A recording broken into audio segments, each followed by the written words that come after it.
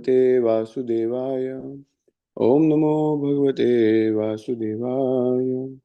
नारायणं नमस्कृत्य नरं चैव नरोत्तमं देवीं सरस्वतीं व्यासं ततो जयमुदीरये। श्रीन्वता स्वकथा कृष्ण पुण्यश्रवणकीर्तन हृदयन्तोऽस्य भद्राणि विदुनोति सुरीत्सतां नष्टप्रायेषु अभद्रेषु नित्यं भागवत सेवया भगवती उत्तम श्लोके भक्तिर्भवति नैष्टिकी। Srimad Bhagavatam, Canto 5, Chapter 1, verses 40 and 41. Verse number 40. Bhusamsthanam kritam yena sharidgiri vanadibhi sima cha bhuta nivritya dvipe dvipe vibhagashaye. Translation and purport by His Divine Grace Abhay Chaitanya Arvinda Bhaktivedanta Swami Prabhu. To stop the quarreling among different peoples, Maharaj Priyavrata marked boundaries at rivers and at the edges of mountains and forests so that no one could trespass upon another's property. Purport. The example set by Maharaj Priyavrata in marking of different states is still followed. As indicated here, different classes of men are destined to live in different areas. And therefore, the boundaries of various tracts of land, which are described here as islands, should be defined by different rivers, forests, and hills. This is also mentioned in relation to Maharaj Prithu, who was born from the dead body of his father by the manipulation of great sages. Maharaj Prithu's father was very sinful, and therefore a black man called Nishada was first born from his dead body. The Nishada race was given a place in the forest because by nature they are thieves and rogues. As animals are given places in various forests and hills, men who are like animals are also destined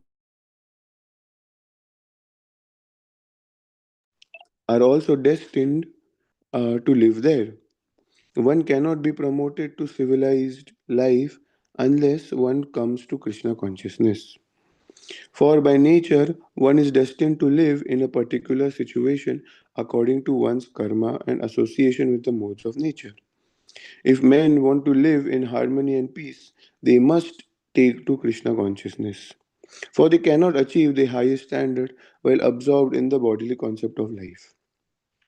Maharaj Priyavrat divided the surface of the globe into three different islands so that each class of men would live peacefully and not clash with others. The modern idea of nationhood was gradually developed from the divisions made by Maharaj Priyavrata. Text 41. Pauman divyam manusam cha mahitvam karma yoganjam yaschakre nirayopamyam purushanu As a great follower and devotee of the sage Narada, Maharaj Priyavat considered hellish the opulences he had achieved by dint of fruitive activities and mystic power, whether in lower or heavenly planetary systems or in human society. Purport. Srila Rupa Goswami has said that the position of a devotee is so super excellent that the devotee does not consider any material opulences worth having. There are different types of opulences on earth, in the heavenly planets, and even in the lower systems called as Patala. A devotee, however, knows that they are all material, and consequently he is not at all interested in them. As stated in Bhagavad Gita, Param Drishva Nivartate. Sometimes yogis and jnanis voluntarily give up all material opulences to practice the system of liberation and taste spiritual bliss. However, they frequently fall down because artificial renunciation of material opulences cannot endure. One must have a superior taste in spiritual life. Then he can give up material opulence. Maharaj Priyavrat had already tasted spiritual bliss, and therefore he had no interest in any of the material achievements available in lower, higher, or middle planetary systems. Thus end the Bhaktivedanta purports to the fifth canto, first chapter of Srimad Bhagavatam, entitled The Activities of Maharaj Priyavrat. Om Jnanatimirantasya Jnananjana Chakshurunmilitam Yena Tasmai Shri Gurave Namah. Shri Chaitanya Manobhishtam Stapitam Yena Bhutale Swayam Rupa Gadamayyam Dadati Swapadantikam Nama Om Vishnu Padaya Krishna Prishtaya Bhutale Shrimate Bhakti Vedanta Swami Niti Namine Namaste Saraswati Deve Gauravani Prachari Nirvishesha Shunyavadi Pashyatya Deshatare जय श्री कृष्ण चैतन्य प्रभु नित्यानंद श्री अद्वैत गदाधर श्रीवासादि गौर भक्तवृंद हरे कृष्णा कृष्ण कृष्ण हरे हरे हरे राम राम राम हरे हरे मुखम करोति वाचालं पंगुलं यतिगिरिं यत्कृपातं वन्दे श्रीगुरुदीनतारिणं वंशकल्पतरुश्च कृपासिन्धुभ्यश्च पतितानां पावनेभ्यो वैष्णवेभ्यो नमो नमः. So we can see from the purport of verse number 40 that various categories of humans, animals, trees are given various places on the planet or in the universe. Why? Because they have their own place. Yes, we might say we everybody is the soul. Yes, maybe we are realized, maybe we are not. But the thing is that the body is the body. Yes, and we have to act according to it. And hence, there are specific places for specific people. And that's why it works fine. It is usually said that wherever you stay, if you eat or, be a part of that scene, like because we are in Arizona, whatever naturally grows over here, which is very rare, but whatever naturally grows over here, if we in are inhabitants of this place, then we get the most from here. Why? Because the things which grow here, yes, are adapted to this situation. And that's why when we are taking in whatever is grown here, then we become a part of it, and hence we can have a healthy life. That is what is suggested. I had heard it in one of the classes of Maharaj. But it's very difficult, I think, over here to do that. But the principle remains the same, that everybody has their own place. And that's why similarly everybody has their own duties. Brahman, Kshatriya, Vaishya, Shudra. Even though Sri Chaitanya Mahaprabhu, when dealing with Ramananda Rai, he said that yes, this is all external. Deva Varnashram, you're talking about Varnashram. So it is all external. Why? Because he starts with Deva Varnashram over there, not just Varnashram. So what is Deva Varnashram? Is to connect your activities in the service of the Lord. Yes. What is just Varnashram? To do your duties because it is a part of your life and to be in the mode of goodness. Yes. I will do my duty and that is what it is because it is my duty. But Daiva Varnashram means to do your duty for the Lord. Yes, that's why it's Daiva Varnashram. And so he said that this is still external. Can you go move ahead? But that does not mean that we give up that notion. Whether we are liberated or not, in Golok Vrindavan, there is Varnashram which is followed. Yes. What are the duties of Krishna over there? Yes. Is he not following the duties of a cowherd boy? Is he following the duties of a king in Golok? No, he's following the duties of a cowherd boy, of a Vaishya community. That's what he says to Nanda Maharaj before lifting the Govardhan hill. That we are a community of cowherd men, and we rely on rain, yes, and food grains. Agriculture is a duty, yes. So similarly, like Prabhupada is mentioning over here, if men want to live in harmony and peace, they must take to Krishna consciousness. So this is a very misunderstood point Maharaj was saying, that we take out, in the name of Krishna consciousness, we say so many things, and then we do not need Varnashram, we do not need this, we do not need that. But that's not factual, because until and unless one knows who he is and what the body is, then he cannot act accordingly. And that's where the problem lies. So that's why Srila Prabhupada spent so much of his purports, establishing Varnashram. Why? Because he knew that it's very difficult for us to actually move ahead very easily on just the basis of Bhagavad Dharma. And that's why he installed Pancharatra system. Yes. What is Bhagavad Dharma? It is just hearing and chanting. When one says that only chanting is enough and we do not need anything else, the reply to that is that then that person should give up his job and everything and stay under a tree, not even a house. Why? Because if just chanting is enough, yes, then why do you need to maintain a family life? Because it is just chanting. You do not need a job. But then the answer will come that no, I have my own duties to my family. Then we definitely need the Pancharatra and Vedic system, which is the Varnashram. Yes. So that's why there is no escape eventually. Even to run a company, you require all the systems. Yes. The researchers, the salesmen, the Shudras, the developers. They all are required to run the company. Then why not a Krishna conscious society? And that's why the basis for us is Bhagavad Dharma. And that's why we focus on hearing and chanting. But as soon as one person says that, I have a house, I have a car, I have a job, then the rules and duties of Varnashram start applying over there. As soon as we give up everything and we are established at the level of the soul, then we do not require all these rules. Yes. But we are not. Yes. And that's why the body is the body and we have to deal according to it. And that's why in the next purport, Prabhupada mentions that the position of a devotee is super excellent. Yes. Why? Because Bhuktaram Yadna Tapasam Sarva Lokam Maheshwaram. The devotee accepts that everything belongs to Krishna. Yes. And if everything belongs to Krishna, then I cannot be proud of what I have or what I do. Yes.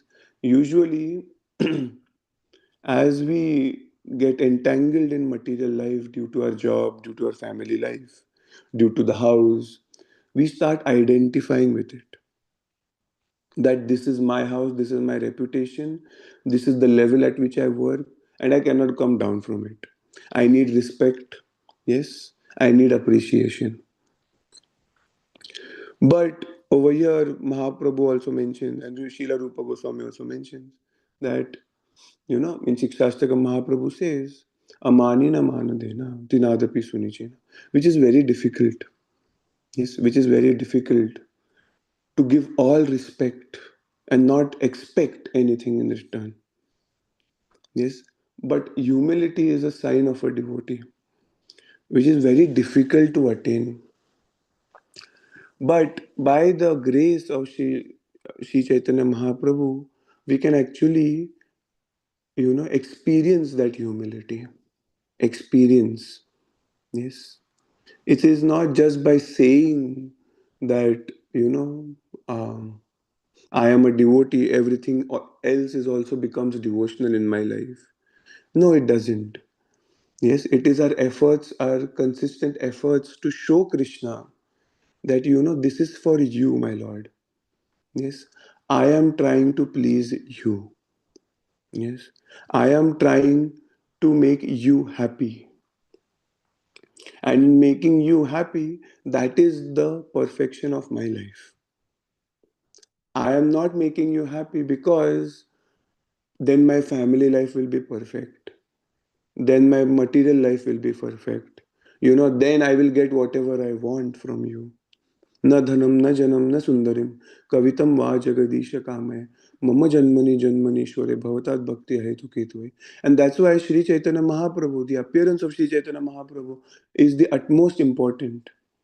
Yes. Mahaprabhu taught us to worship Krishna in this mood. Aslisha padaratam pinashtumam adarshana maramatham karotu va yatha tata va vidadatu lampato mat prananathastu sevana para. It was never given before. Yes, and that's why Sri Chaitanya Mahaprabhu comes to give, which is never given before. Yes, once we start identifying that we are a devotee of the Lord, not just the soul. Yes, identifying that you are the soul and not the body is good, but it is still not on the devotional platform. It is still not transcendental. Yes, it is just spiritual. What does transcendental mean? To identify ourselves that I am the servant of the Lord. Yes, Gopi Padakamalayur, Das Gopi Bhartur Padakamalayur, Das Das Das Anudas. Maharaj was saying that if we identify that we start identifying that I am a devotee of the Lord, I am a servant of the Lord and his devotees, then the identification of the other things, yes, that I am like I identify with the opulences, with my achievements, those go down. Why?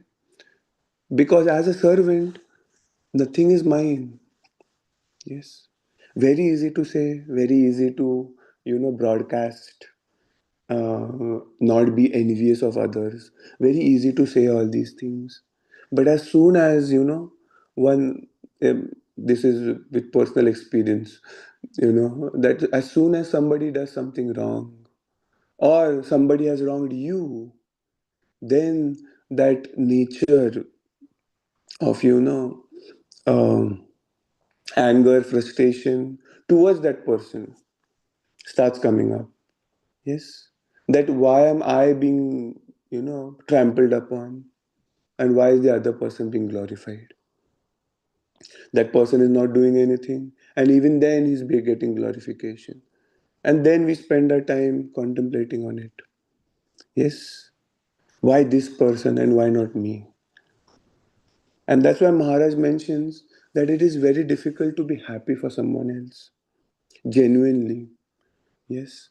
And that's why Maharaj also says that advancement in our devotional life is that when we are happy to see somebody advance in their devotional life, a devotee is much more happy to see other people, other devotees get more advanced than themselves. Yes, which is very difficult, at least for people like me. It is so difficult to see somebody getting appreciation more than what you deserve, more than they deserve, or more than what you should have received. Yes, it is very difficult. Somebody mentioned that why are devotees like this? Because outside world is also like this. Then the answer is that, because you're still in the hospital. And in the hospital, you cannot expect, yes, all doctors to be there. There are less doctors and more patients. Yes. And that's why when we have that consciousness, oh my Lord, that, my consciousness should be to serve you and to please you. And what will make you happy? That when I see the other person becoming happy, and then I become happy genuinely or artificially at least, then I know that you will be happy.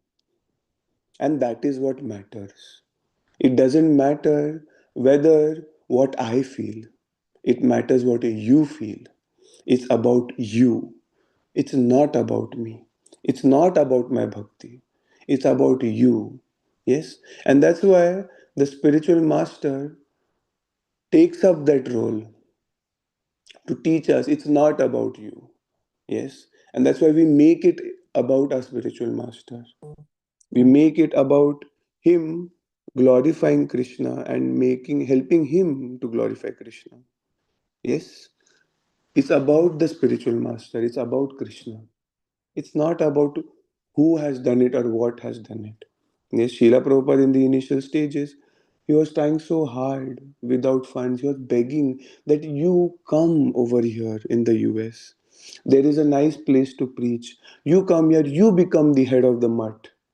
I will do everything else. You just come and give lectures.